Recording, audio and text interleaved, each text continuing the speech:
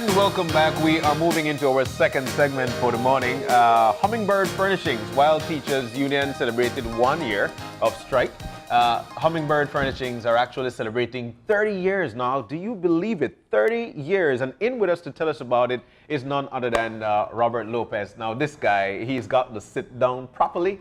He's in this nicely done chair. Robert Lopez, good morning, sir, and welcome. Thank you, thank you. Yeah, it seems to be an anniversary celebration day, you know? Yeah. Yes. But yes, 30 years ago to this date, October the 5th, my wife and I opened our very humble little store in a garage with one employee and began making what has become wicker and rattan furniture in Belize, because it was not native to Belize. It does have a little history as how it came to Belize, and that goes back to the 1970s. Okay.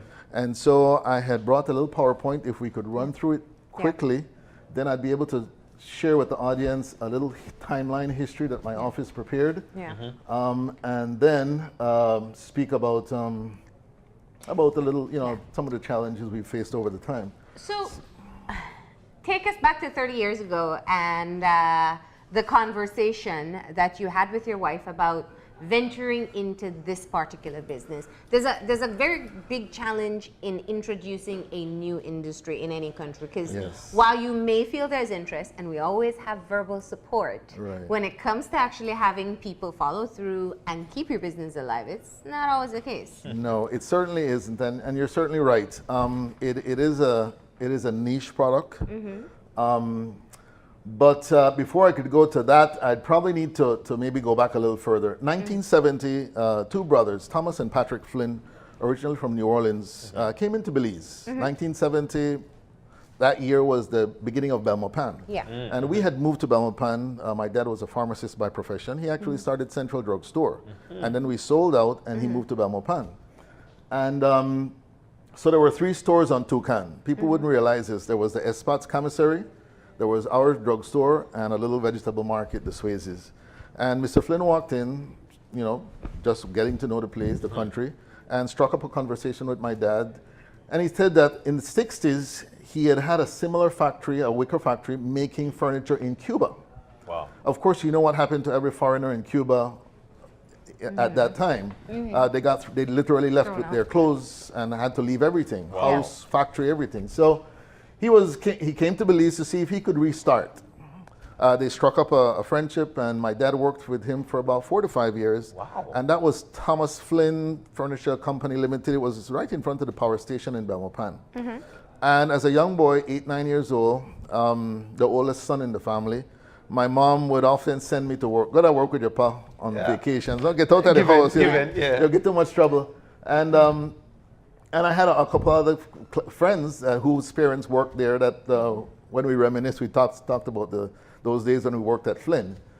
So Flynn actually brought wicker and rattan to Belize. So I have to give acknowledgement to him. Yeah. The factory burnt down. Wow. It never rebuilt, but we remained family friends. And when I went to the U.S. to study, I would often visit Mr. Flynn in New Orleans, because New Orleans is the big city for like spring break, and you go to New Orleans, right? So I would look him up, and we would sit and talk about, and I would always say, you know, one of these days you should start it again. It was there just in a dilapidated remains. And so when I came back in 1983, I looked him up, and I said, Mr. Flynn, you know, I'm back. I'm looking for something to do. And so at that time, Reagan was instituting the Caribbean Basin Initiative, CBI, which allowed products from the Caribbean and Central America to go into the U.S. duty-free. Wow. And it was also offering incentives for Americans investing in the Caribbean region. So it was an opportune time, and we rebuilt it. I worked for Flynn from 1983 to 1986. And then in 1986, I then ventured on into my own. To do it on your own. But I was still out of the furniture business for a year, wanting to get back into it, but really not having the funds to do it. And so in our timeline, if they could start the PowerPoint, it would show that here I was needing money for equipment and needing money for raw materials. I went to the DFC. I was back and forth with the DFC for a few months. Finally, I asked the DFC, how long does this really take? And when can I expect to see some money? Time is going. Yeah. And they said, well, it's a 6 to 8 month process. Wow. And once it's approved, if there is money left for that financial year, then you become eligible. If there isn't anything, then you have to wait till the next financial year for your funds to be available. I immediately told myself, this is not a work. So I then went into the Royal Bank of Canada. And, God will always place people in your path that you need. And so what happened is that Mr. Domingo Reyes he was a manager of the Royal Bank of Canada, and he was my neighbor. I was a young boy of 25, young man, and so I spoke to Mr. Reyes, and he said, Bobby, all I can lend you is $6,000 unsecured. Mr. Reyes, I'll take it. I believe it was around 50. Wow. That was enough to buy my very basic tools. My first table saw was actually a skill saw bolted under a wooden table. And you can't start smaller than that. Very, very humble beginnings. And now I needed about $8,000 to buy my initial shipment of raw material. The wicker and the rattan has to be imported. It's not native to this region. So the Asian countries, the Philippines, Malaysia, Indonesia, Vietnam, all the Asian countries is where this originates. And I got my pro forma quotation. This is what you need. You have to pay before they ship. And I said, where is this money going to come from? And I grew up in a very spiritual family, a very prayer-minded family. And so honestly, I was praying one morning when my phone rang, and it was Mr. Seferino Paz from the Sunbreeze Hotel in San Pedro, senior, bless his soul, he's passed on. And he said, Mr. Lopez, I'm trying to reach you because I'm finishing the second floor of the hotel and I need to furnish it by Thanksgiving. I am booked. Now this was early September. Thanksgiving is November. It's November. I explained to him that I no longer work at the factory. We had furnished his ground floor when I was at the other company.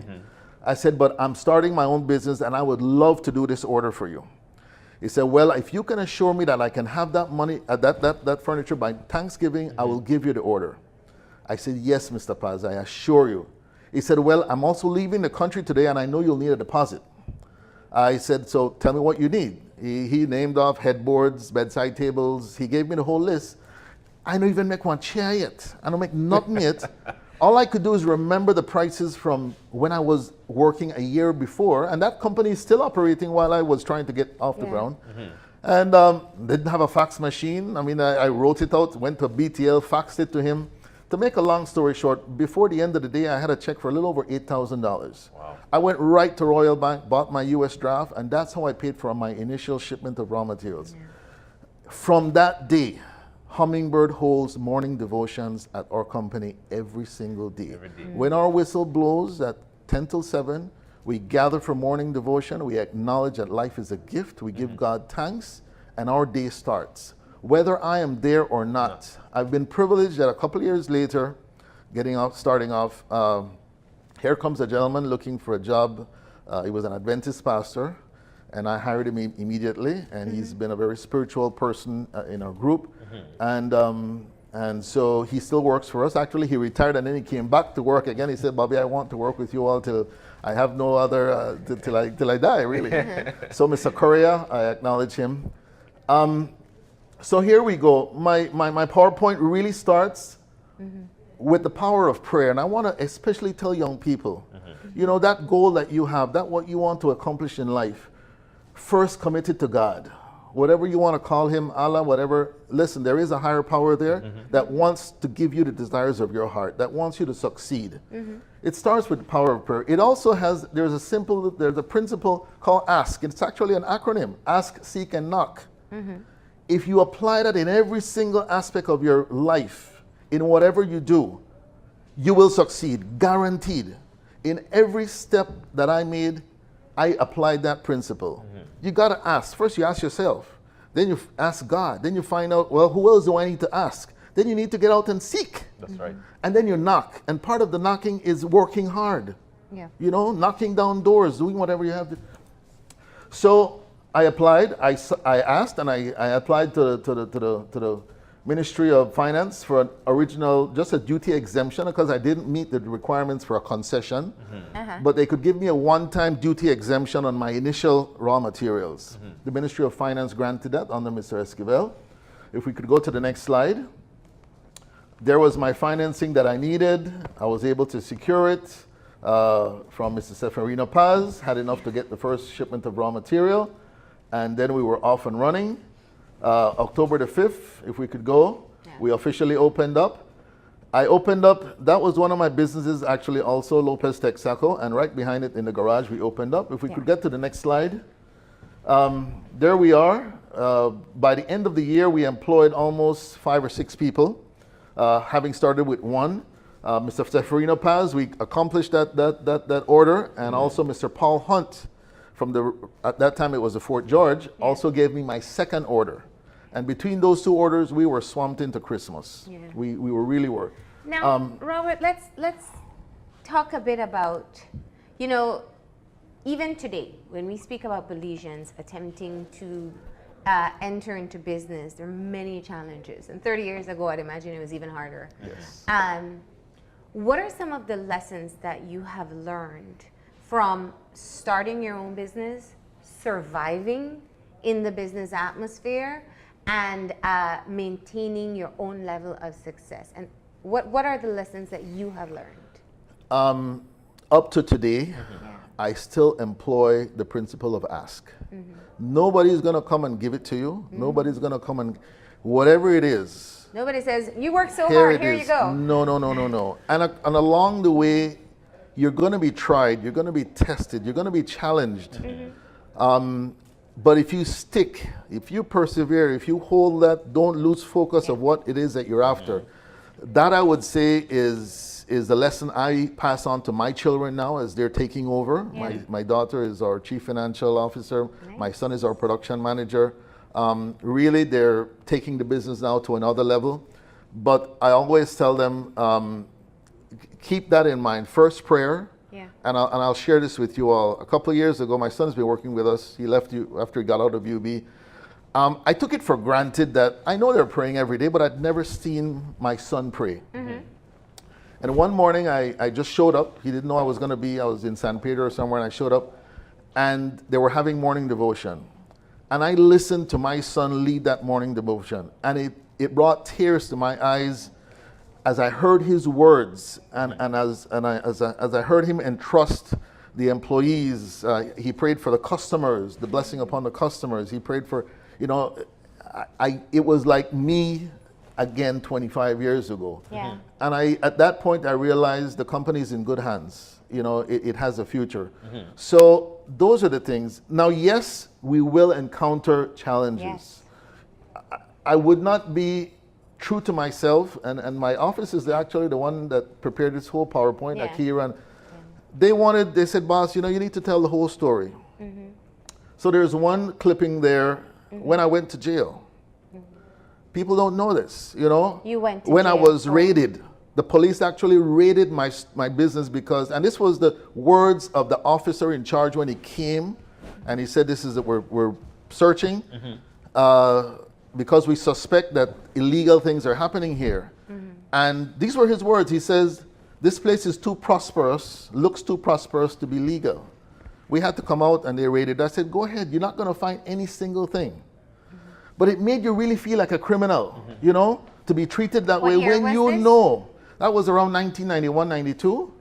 And previous to that, within a year, I had 30 years ago, shortly 1988, 89, I had applied for land to plant rattan. Because at the same time I was going into business, Malaysia put an export ban on rattan. Indonesia followed. And what happened is that the price went up. So the raw material, and it has gone up significantly over the years. Some people wonder, why is rattan furniture so expensive? Listen, I've been to factories in Guatemala, Guadalajara. I've toured all of Central America, the Canawates in Honduras, all the way to Panama. Everybody imports their raw materials from Asia. Nobody is growing it. So I had applied for land to grow it. The USAID at the time had just come into the country in the early late 80s, early 90s, and they were sponsoring feasibility studies. So I went and I asked them if they would finance a feasibility study to grow rattan. I explained the whole thing, and they did. So they brought a professor from the Philippine University, and he was here for 2 months. He did a full study of everything, a feasibility study, very, very thorough. And so I had something to go with. I applied for the land, and one party gave it to one person, another party gave it to me, and I ended up in jail standing up for my rights. The police came and said, so-and-so, and we're arresting you. And I said, you know, but have you found out the facts? You know, and that's why I would want to say, man, you know, you need to get the facts before you just come and arrest somebody, fingerprint them, handcuff them, take them to jail. I had to get a lawyer. Nick Dujan fought that case and got it thrown out. It had no credibility. No, you know, so those are challenges along the way that I've met. And what would you say?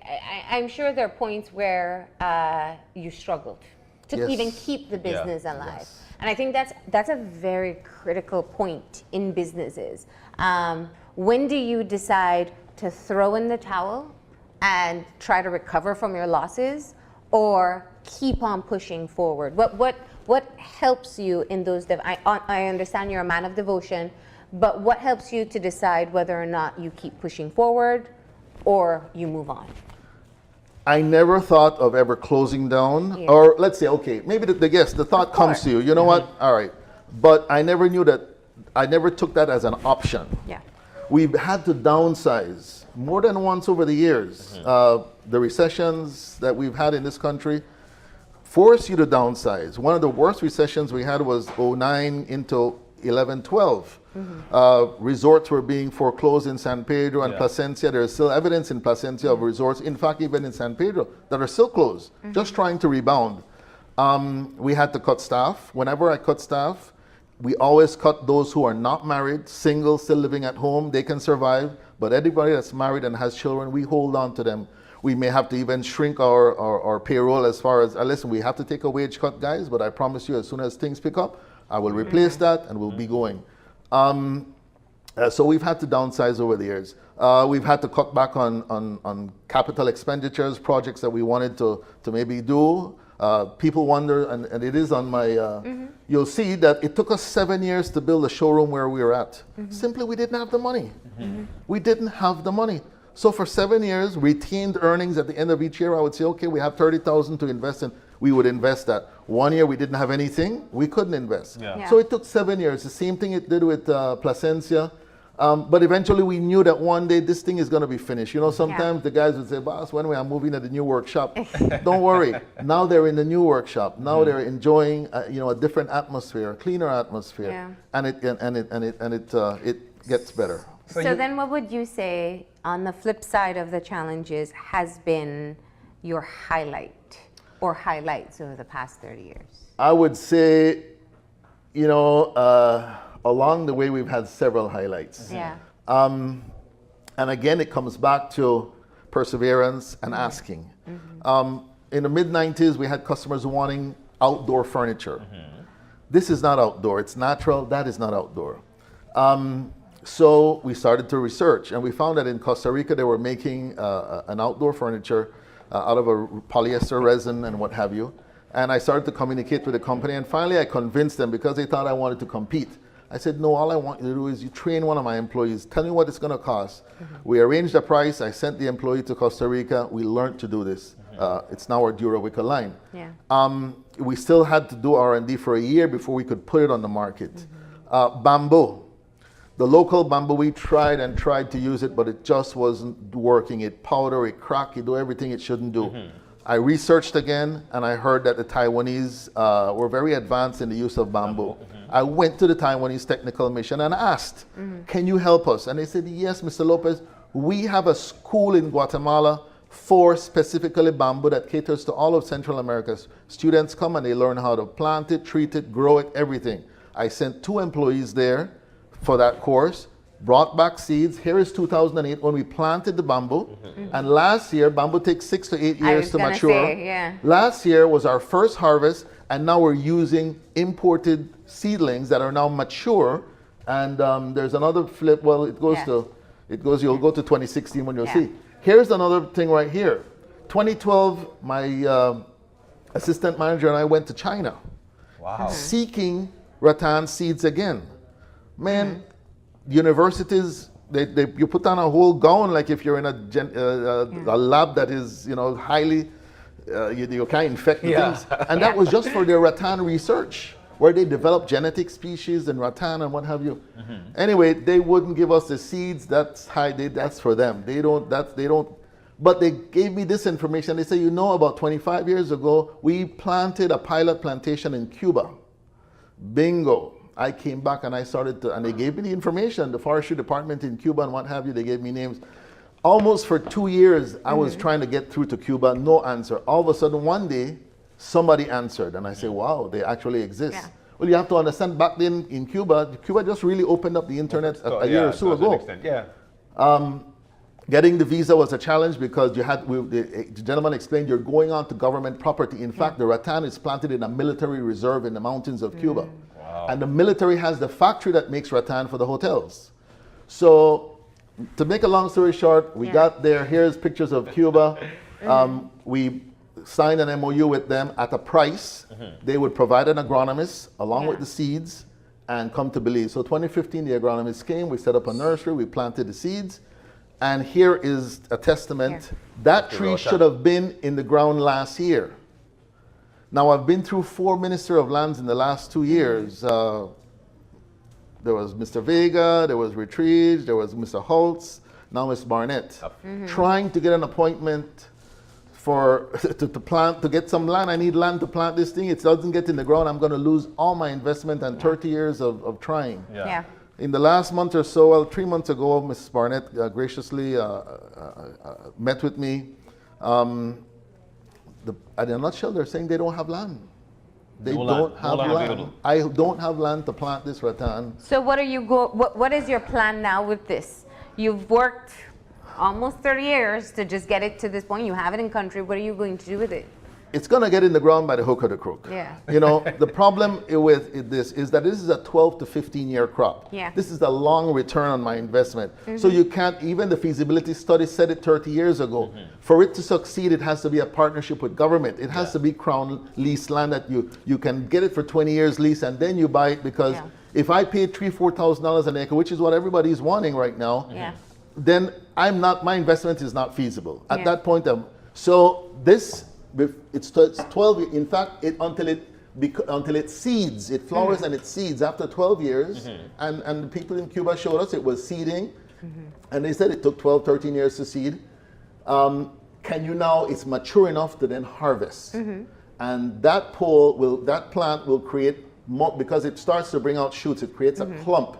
It runs on the tree. So it needs fairly virgin forest. You just underbrush, you plant it, and then it will run. It's like the basket to tie. But at the end of 12 to 15 years, it produces this. Now, you try to bend this. This can't bend. This is good. All right, that can't bend. I won't even try. It's not solid. But here it was bendable, I don't here it is bent. Yeah. And that's why when you harvest that, then you steam bend it. We have a steamer. That when you put this in, if I put that in the steamer for about an hour, it's like spaghetti. And then you put it in a mold. When it dries, it's now this. Solid. Right? So let's because we're running out of time very quickly, and I think obviously there's so many stories that you have from the course of 30 years in business. What does this anniversary mean for you? From the garage Hummingbird Furnitures in 30 years ago to now, what does it signify? Many things. I was in my showroom last week and a customer came in from Canada. And she said, we have a villa at Captain Morgan's, a condo. And, we went to a couple stores, furniture stores in Belize. And I looked at the furniture and I said, why would I want the same thing I have in Canada here in the tropics? And I listened to her and I said, this was the classic customer that we have, okay? He said, I want something tropical. I want something light. I want something that fits the ambience of the tropics. I would say that is what I feel we have been able to accomplish. Where years ago, and in the early years of our business, when we weren't getting San Pedro, you would see the container loads of furniture being imported from Honduras, from China, from all over. You no longer see that much. There is still coming in, some coming in. Yeah. But I would say we've been able to close in on that import substitution quite a bit. Yeah.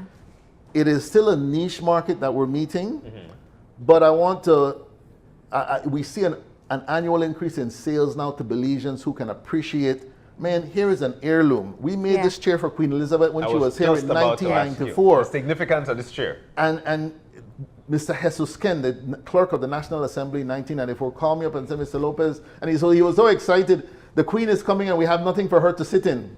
And he said, would you please make something for me? And we were honored to do that, and we actually created this. Yeah. This other chair has a little history to it. I took samples up to the US of what we could do and got an order from this company. Again, ask and seek and knock. This rocker, and you can Google it, people, Kennedy porch rocker. This company is over 100 years old, but it became famous during President Kennedy's years in office because he had a back problem and found that this chair gave him a lot of comfort. So he had one in his bedroom in the Oval Office. There were 5 or 6 around the White House. Yeah. And today it is known as the Kennedy porch rocker. Well, we had the contract with that company who used to weave these in the hills of North Carolina. And because I went up there and said, we can do this, we got the order. 5 years later, I got a call from them saying, Mr. Lopez, I have good news and bad news. I said, man, give me the bad news because I know good news will follow. He said, well, we have another supplier for this product. And he went on. I said, well, give me the good news. He said, well, if you can match it, you still have the business. Man, when he told me what they were paying for it, I said, where in the world are you getting it from? He said, China. Of course. You know, when we went to China, we could not find a furniture factory more than 20 years old, which was just about the time that they came on the world market and just dominated the furniture industry. I would say, there's many celebrations. 2009, we won the first entrepreneurial award ever held in Belize. 79 companies. Cha Creek came in second.